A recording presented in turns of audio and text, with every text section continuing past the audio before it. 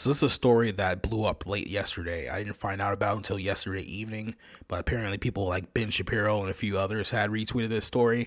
And since it was my story, I figured I'd come here and talk about it just a little bit. Many people don't know the name Sarah Kate Ellis. She's not a household name. She's not a name that's immediately recognizable, but she's a very important name in the world of Hollywood and entertainment. Because if you've been paying attention to movies, television, comic books, video games over the last number of years, you've probably seen that there has been a record number of LGBTQ representation and storylines in all of those mediums. Why are all of these studios so hell-bent on pushing this agenda in the face of their own customers? Well, the answer to that question is Sarah Kate Ellis. Sarah is the CEO and president of GLAAD. Now, GLAAD may have began as something entirely different years ago when it was first founded, but today it is the biggest lobbying firm for the LGBTQ organizations. So the next time you're asking yourself where this push is coming from, it's coming directly from GLAAD. It coming directly from GLAAD means it's most likely coming directly from Sarah. So here's the story. GLAAD CEO Sarah Kate Ellis wants Hollywood to increase LGBTQ images in children's films and family programming. So let's back up a little bit in case you've been under a rock. The last few weeks, there's been this intense battle between progressive activists at Disney, the Walt Disney Company, and the state of Florida. Florida had passed a parental rights bill saying that you can't teach LGBTQ ideologies to children between the ages of 8 and 4 in public school classrooms. And this has caused the LGBTQ lobby to go completely insane. So insane to the point that they're now tripling down on their agenda to push more LGBTQ content, not specifically to adults, but to children. So let's go down here for a second. It's becoming very clear who is pulling the political strings in Hollywood these days. That puppet master that you can see right here is Sarah Kate Ellis, who spoke recently at the GLAAD Media Awards, which took place last weekend.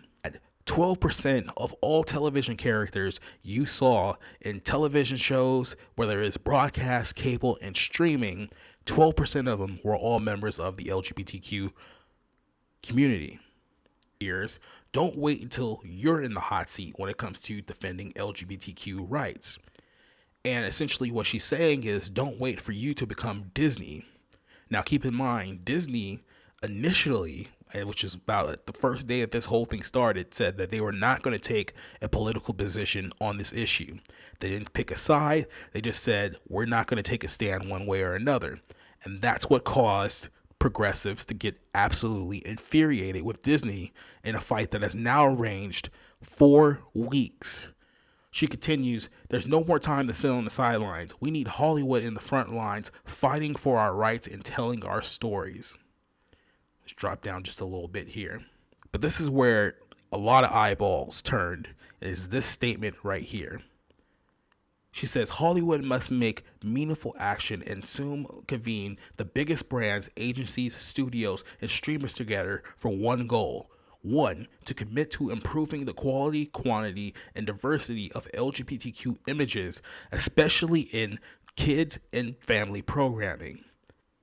The idea that progressive teachers are no longer able to speak to children without the knowledge of parents, which is another very, very key statement in that one. The fact that they're no longer allowed to talk about these type of topics with children without the consent of parents have upset these people so much that they're now calling on corporations to double down and triple down on their agenda that they're no longer allowed to do in public classrooms.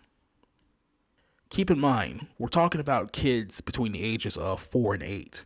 We're not even talking about teenagers anymore. We're talking about kindergarten age kids who don't even know how to properly read or don't even know proper mathematics. Going back to Ellis here, Ellis, who was a lesbian herself, was named GLAAD CEO and president back in 2014. Since then, she has been one of the organization's driving forces in lobbying television and film studios to increase their number of LGBTQ characters on televisions in all forms of media. So once again, if you're one of these people watching this video and you've had the question over the last number of years, why is it that they're making Superman gay? Why is it that there's so many more gay people on television and in commercials and in movies? Ellis, the CEO here, is one of the direct women responsible for everything that you're seeing on television today. Because she's the one directly lobbying all of these studios. And we're not just talking about small studios here, independent studios. We're talking about the major five. We're talking about Disney, Universal, Paramount, Warner Brothers, Sony, and many, many others. They all fall in line with Ellis's agenda. It was only 4 years ago, Ellis called on studios to include LGBTQ characters in 20% of all of their releases by last year and 50% within the next 2 years. So what that means is every movie that you watch, half of them are going to have a gay character directly because of Ellis. I talked about this a little bit earlier. 5% increase in LGBT characters in the last 3 years because of Ellis. Last year, 12% was a record amount on broadcast television, cable, and streaming, all because of Ellis. Ellis is now also going to oversee a new updated rating system that is going to grade major studios on their advocacy to the LGBTQ organization and community. Ellis said this based on her new rating system. She says corporations need to be held accountable for their silence on anti-LGBTQ bills in states where they do business. That's why we're updating our Studio Responsibility Index to hold Hollywood more accountable. Now, you have to understand here is that GLAAD is not holding Hollywood hostage here, because in order to be held hostage, you have to be doing something or be asked to do something against your will. That's not what's happening here. Hollywood is willingly aiding and abetting Ellis and GLAAD in their agenda. Sarah is the type of person who believes that Hollywood and corporations need to be held responsible for their actions.